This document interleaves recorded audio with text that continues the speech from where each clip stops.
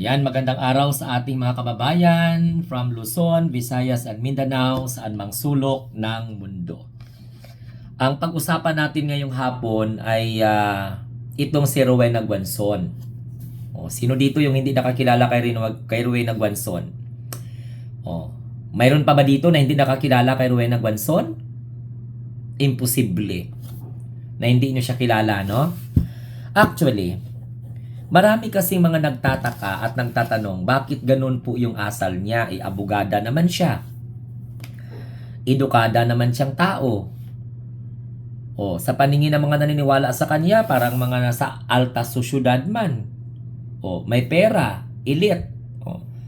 Naabot yung mataas din na posisyon sa gobyerno.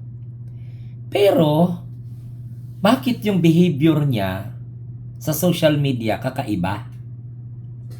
Na umabot na sa punto kung ano-ano na lang yung pinagsasabi para lang makapag-critic sa ating mahal na Pangulo. Yung mga lumalabas sa bunganga niya, parang hindi mo man makikita o lubos maisip na magagawa ng edukado na tao. O yung may pinag-aralan o mga nasa mataas na antas ng lipunan. Kasi, what we observe is that parang aso man na tahol ng tahol. Kahul ng kahul. Nagtataka ang taong bayan kung bakit ganun na lang siya kabastos sa social media. No? Masaya siya kasi tagumpay siya na naaasar niya ang mga tao. Pero, yan ba ay talagang gusto niyang gawin para masatisfy lang ang kanyang sarili? No, nasa tama pa ba ang kanyang pag-iisip? Tama pa ba ang landas na kanyang tinatahak? Dahil yung mga pinaggagawa niya parang hindi naman po normal, sabi po ng karamihan sa ating mga kababayan, lalong-lalo na yung mga, syempre, nag-o-observe sa social media.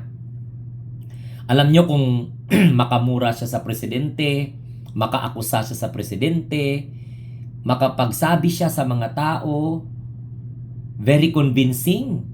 Kung halimbawa bago mo pa lang siya nakilala. Nasa tama pa ba ang sistema ni Rowena Guanzon? Yan po ang tanong ng karamihan. Ano ang galit niya sa Pangulo? Bakit niya nagawang maging masaya sa kabila ng mga balita na naospital ang Pangulo? Parang gusto niya mamatay na lang ang presidente para ipalit si Sara Duterte, na kapag tinanong mo naman siya kung baka Duterte siya o DDS siya, hindi niya man kayang sagutin ng diretsa. Bagkus parang kinakahiya, hindi ako DDS kakamping ako. So mga kamunting tinig, bakit ko po ito na-open sa inyo? Dahil hindi na po nasa tamang sistema yung mga kumakalaban kay Pangulong Bongbong Marcos. Parang may mga saltik na. Parang hindi na normal, parang mga nawawala na sa wisyo. So paano labanan ng Pangulo kung halimbawa parang mga baliw man ang kumakalaban sa kanila or sa kanya?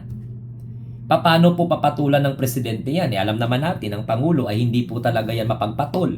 Isipin niyo pa ba naman, ipapamukha niya sa tao na mag-a-undergo ng surgery, dumudugo yung tiyan, parang sobra pa sa doktor. Para lamang mapaniwala niya yung tao that the president is not incapacitated or incapacitated to perform as president of this country. Kaya, gusto niya ipalit na si Sara Duterte sa pagiging presidente. Kasi sabi niya doon, sa night niya na provision sa Constitution that if in case the president is not incapable of handling the affair as a president, kasi syempre magpapa-hospital daw ang presidente, so paano na lang yan pag halimbawa na surgery ang presidente, so hindi naman po pwedeng mag-perform, so dapat kailangan iupo na daw si Sara Duterte. So kayo, anong tingin nyo dyan, mga kamunting tinig kay Rowena Guanzon? So Naniniwala ba kayo na sasabi-sabi na talagang itong si Rowena Guanzon ay atat na atat? Ano kaya ang pinag-uusapan ni Rowena Guanzon at ni Sara na parang atat na atat siya na may mangyari sa Pangulo para hindi po maghirap si Sara maging Pangulo, uupo by the virtue of succession? Paliwanag pa niya na kapag hindi daw magampanan ng presidente ang kanyang posisyon bilang Pangulo dahil nagkasakit, na ospital, malala, magkakaroon ng surgery, si Sara po dapat ang umupo. Hindi pa sila nakontento sa kasigaw nila ng people power, sa kasigaw nila para makumbinsi ang tao na mag-alsa laban sa presidente, pinalpak naman yung kanilang mga activity, hindi din sila nagkakasundo, tapos naglilik pa yung kanilang mga plano kasi yung mga kapwa nila DDS nagtatraiduran. So ngayon po ang ating tanong, normal pa ba itong mga pinaggagawa, itong mga binibintang ni Rowena Guanzon na hinahanapan niya pa nga ng tunay na video in real time si Attorney Claire. Ilabas daw ni Attorney Claire yung video na talagang real time. O ilabas daw si PBBM, gusto daw nilang makita kung ano na daw ang kalagayan. Samantalang kahapon nagsalita ang ating mahal na Pangulo sa Malacanang. No? Mga kamunting tinig, malala na ba talaga ang insecurity nitong si Rowena Guanzon? Malala na po ba talaga ang kanyang tinatawag na frustration? May dahilan ba siya para ma-frustrate sa administration? Dahil hindi po na-acknowledge yung kanyang galing? Ang dami pong mga tanong ng ating mga kababayan tungkol po sa kung ano po ang naging dahilan bakit ganun na lamang kaagresibo, manira, manghusga, at magmamaliit itong si Rowena Guanzon sa ating Pangulo. Pasalamat talaga itong mga kritiko ng Pangulo dahil napakabait. No? Hindi po, kumbaga hindi po inaalintana ng Pangulong Bongbong Marcos ang paninira. Bagkus patuloy lamang sa pagganap ng kanyang tungkulin bilang Pangulo ng Republika ng Pilipinas. Sa kanyang goal na mapuksa ang korupsyon sa ating bansa, mapanagot ang dapat mapanagot, mapakulong ang dapat mapakulong, magbayad ang dapat magbayad. Pero may mga grupo o tao o individual katulad nitong si Rowena Guanzon na masaya kapag nagkakasakit ang Pangulo. O parang gusto pang suportahan yung nananalangin na mamatay ang Pangulo. Abay, nakalimutan nila na dadaan din sila sa pagkakatanda. Dadaan din sila na manghina din ang kanilang katawan dahil unang-una mortal sila. Hindi sila immortal.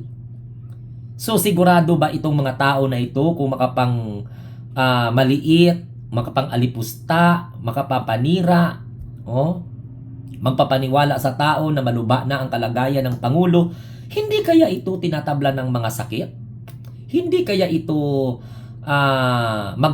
mamamatay? Hindi kaya ito manghihina? Anong tingin nila sa sarili nila? Tandaan, kahit ang bakal kinakalawang.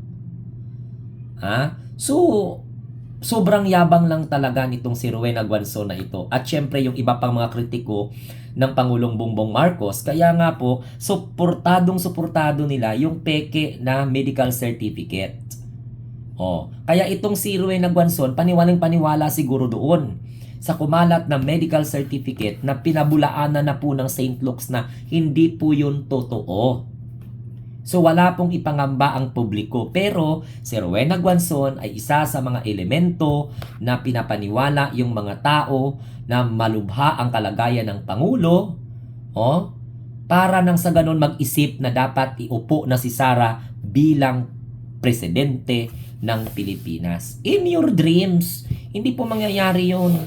Sa dasal ng taong bayan, sa naniniwala sa Pangulo, matatapos ng Pangulo ang termino. Kaya hindi po makakaupo si Sara Duterte bilang Pangulo ng Pilipinas. At baka kung sakali ay mawala ang ambisyon na magiging Pangulo ng bansa dahil unang-una, imbis na nakakatulong ang kanilang pagsuporta kay Sara, lalong nabaon sa putik ang kanyang political career. na pilit namang sinasalba ng mga DDS vlogger na walang ibang ginawa kundi ang manira ng manira ng manira. Katulad ni Rowena Guanzon. Oh, see? Ang trabaho nila, asarin ang mga nagmamahal sa Pangulo, magalit, i-provoke ang gobyerno, no? Pero sa bagay tayo, gusto-gusto ko nga na ma-provoke ang gobyerno para at least kahit papaano mag-declare ng martial law ang Pangulo para lahat sila makakatikim. Kasi sobra naman ang paninira, wala naman sa lugar. Isipin mo, yung iba nga nagdadasal pa na mamatay ang Pangulo para lamang maupo si Sara. Nakakahiya kayo. Inaasan nyo lang sa kamatayan ng Pangulo ang pagiging Pangulo ni Sara na walang alam.